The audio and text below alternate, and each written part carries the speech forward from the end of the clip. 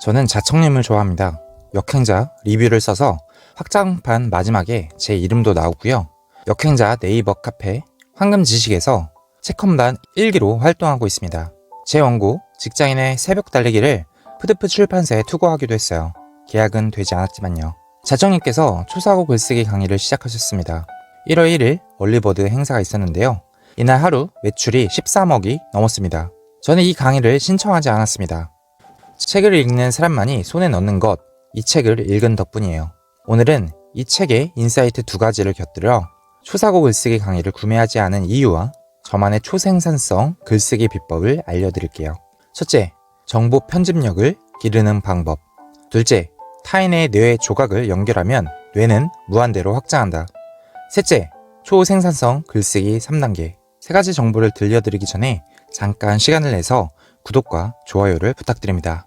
왜냐하면 제가 힘이 나기 때문이에요. 더 좋은 영상으로 부탁드릴게요. 첫째, 정보 편집력을 기르는 방법. 우리 사회는 1997년 IMF 이후로 성장사회에서 성숙사회로 전환되었습니다.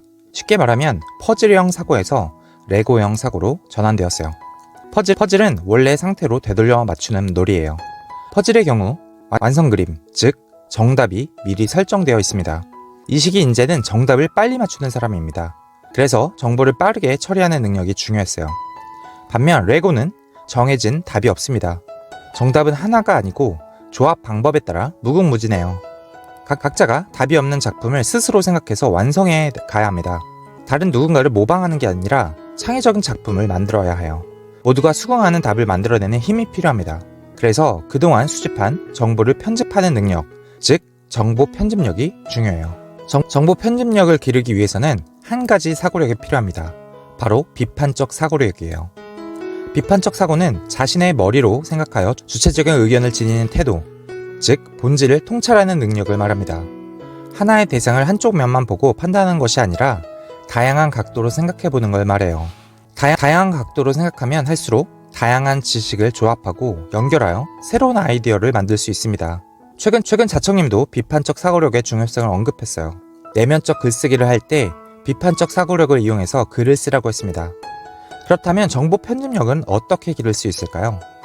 아이들의 경우에는 놀이를 통해서 정보 편집력을 기를 수 있습니다. 저는 어렸을 때 놀이터에서 동네 형들과 야구를 했어요. 베이스 대신 나무와 미끄럼틀을 1루, 2루, 3루로 삼았고요. 야구공 대신 테니스공을 사용했습니다. 야구 방망이가 없어서 근처 공사장에서 나무 막대기를 가져와 배트로 사용했어요. 어떤 놀이를 하든 부족한 도구는 항상 있기 마련입니다. 그럴 때는 부족한 도구를 무엇으로 대신할 것인지 상상력을 발휘했어요. 어렸을 때 얼마만큼 이런 놀이를 했느냐에 따라 정보 편집력의 기반이 마련될 수 있습니다. 우리는 놀이를 통해 문제를 어떻게 극복해야 할 것인지, 위기상황을 어떻게 모면할 것인지 고민하게 됩니다. 그때그때 일어나는 복잡한 상황에서 다양한 정보를 수용하고 판단하다 보면 자신도 모르게 정보 편집력이 키워져요. 이런 과정을 통해 문제 해결력을 기를 수 있습니다. 그럼 어른들은 어떻게 정보 편집력을 키울 수 있을까요? 바로 여행입니다. 김어준은 대학교 시절 유럽 여행을 많이 다녔습니다. 그리스 아고라 광장을 여행하면서 민주주의에 대해 생각을 했어요. 아고라에서 발언하는 사람들이 현대로 치면 언론이라는 생각이 들었대요. 그곳에서의 경험이 우리나라 최초의 인터넷 신문 딴지일보로 연결이 됩니다. 그리고 그는 나는 꼼수다, 뉴스공장, 겸손은 힘들다로 대박을 이어가죠. 김어준의 건투를 빈다 라는 책을 보면 파리 여행 중 보스 매장에서 양복을 산 이야기가 나옵니다. 너무나 멋진 양복을 사느라 수중에 지닌 돈을 모두 쓰게 돼요. 앞으로 여행 기간은 한 달이 넘게 남았는데 남은 돈이 없는 겁니다. 이때 김어준은 그동안의 경험을 모두 편집해서 이 위기를 헤쳐나가요. 돈 없이 한 달이란 시간을 어떻게 버텼을까요? 그는 보스 양복을 입고 이탈리아 테르미니 역에 가서 숙소 삐끼를 하고요. 체코로 가서 집을 렌트해서 일종의 숙박업을 합니다. 기차역에서 잘생긴 영국인 한 명을 고용해서 숙소 영업을 해요. 한 달간 잘 먹고 잘 놀고 숙소 영업을 마치고 남은 돈은 무려 3천만 원이었습니다. 그동안의 유럽 여행 경험을 토대로 영원에서 3천만 원을 만들어낸 거예요. 이것이 정보 편집력의 힘입니다. 우리는 죽음에 가까운 경험을 하게 되면 주마등처럼 과거 기억이 스쳐간다고 합니다. 차를 타고 가다가 낭떠러지에 떨어지게 되면 옛날 일화가 빠르게 생각난대요. 왜 그럴까요? 궤도에 과학이 필요한 시간이라는 책에 의하면 위급한 순간에 우리의 뇌가 우리의 생존을 위해서 모든 기억들을 재빠르게 모두 끌어모으는 겁니다. 그래서 주마등처럼 과거를 회상하게 되는 거예요. 죽음은 유한한 존재인 인간에게 궁극의 극한 상황입니다. 암을 선고받은 사람은 세상이 전혀 달라 보인다고 해요. 운 좋게 죽음에서 돌아올 수 있다면 그때까지 자신이 가지고 있던 지식 체계와는 전혀 다른 편집이 뇌 안에서 일어납니다. 정보 편집력과 비판적 사고력을 기르기 위해서는 아이들은 놀이, 어른은 여행을 해야 합니다.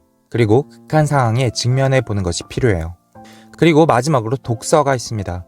자청님의 초사후 글쓰기 강의도 정보 편집력과 비판적 사고를 기를 수 있겠죠. 하지만 저는 이미 매년 100권씩 책을 읽고 있어요. 저 혼자서도 충분히 독서를 통해서 잘하고 있다는 생각이 들었기 때문에 강의는 구매하지 않았습니다. 둘째, 타인의 뇌 조각을 연결하면 뇌는 무한대로 확장한다. 성장사회에서 성숙사회로 발전하면서 퍼즐형 사고에서 레고형 사고를 해야 한다고 말씀드렸습니다. 레고 블럭을 자유자재로 조합하려면 우리의 뇌를 확장해야 해요. 그러기 위해서는 다양한 배움이 필요합니다. 하지만 한 사람의 인생에서 직접 보고 경험할 수 있는 데에는 한계가 있어요. 그러므로 타인이 획득한 뇌 조각을 우리의 뇌에 연결하면 더욱 확장할 수 있게 됩니다.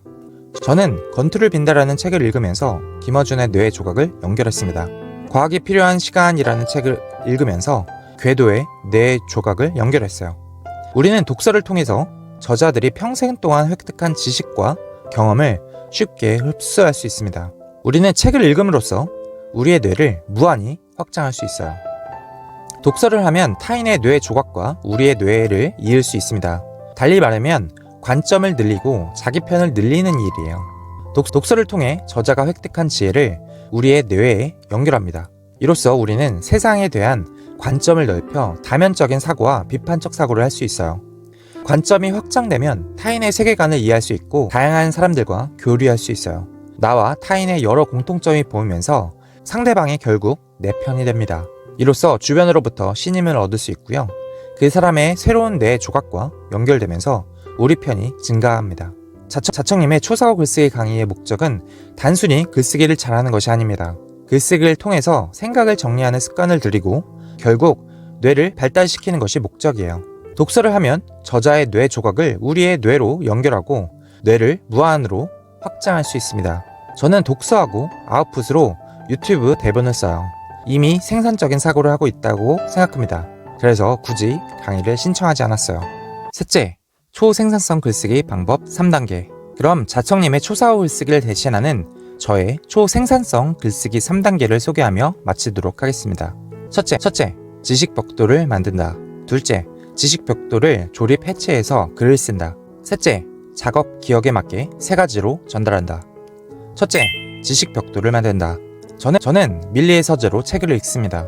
밀리의 서재의 좋은 점 중에 하나는 책을 읽으며 하이라이트를 치고 메모를 할 수 있다는 점이에요. 일 잘하는 사람은 단순하게 말합니다 라는 책을 읽은 모습입니다. 중요하고 기억하고 싶은 부분에 하이라이트를 치고 메모를 했습니다. 며칠 지나고 나서 노션에 독서 노트로 책을 다시 정리해요. 두 개가 다른 점이 보이시나요?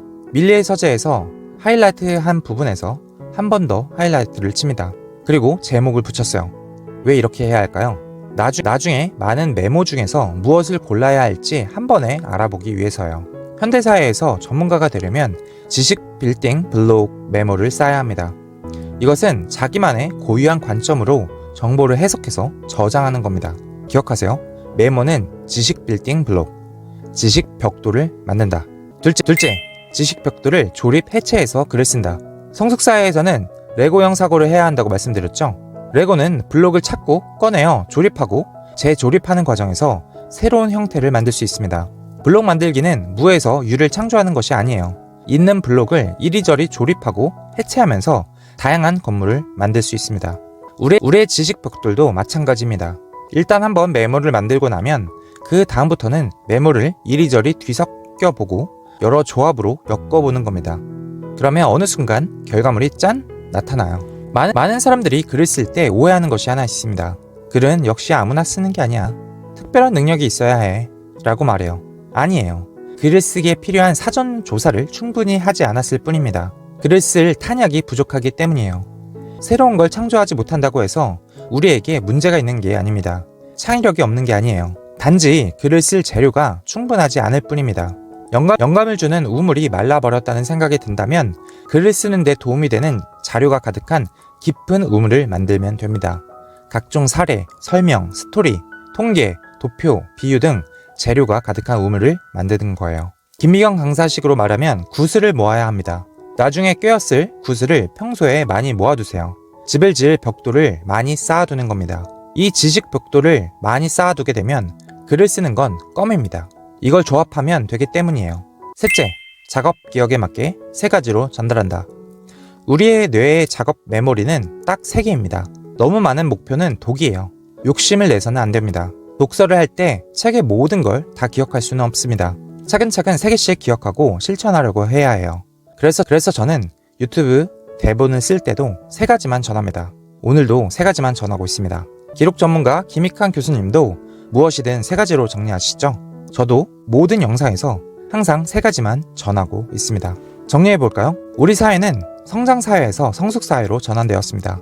퍼즐형 사고보다 레고형 사고가 필요한 시대가 되었어요. 이런 시대에는 정보 편집력과 비판적 사고력이 중요합니다. 이 능력을 기르기 위해서는 놀이와 여행이 도움이 돼요.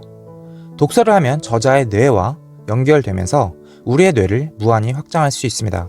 제가 아는 초생산성 글쓰기 3단계입니다. 책을 읽고 메모하면서 지식 벽돌을 만든다. 지식 벽돌을 해체, 조립하면서 글을 쓴다. 작업 기억에 맞게 3가지만 전한다. 제가 아는 초생산성 글쓰기의 자세한 이야기는 다음 시간에 제대로 다뤄보도록 하겠습니다. 궁금하신 분께서는 제가 쓴 전자책을 찾아보세요. 댓글에 남겨두도록 하겠습니다. 2024년 시작한 지 벌써 보름이 지나갑니다. 신년 계획은 잘 이루고 있으신가요? 독서를 하겠다는 목표를 세우신 분들이 많으실 것 같습니다. 꼭 이루셨으면 좋겠습니다. 당신의 내일을 응원합니다. 지금까지 책은 동사다였습니다. 감사합니다.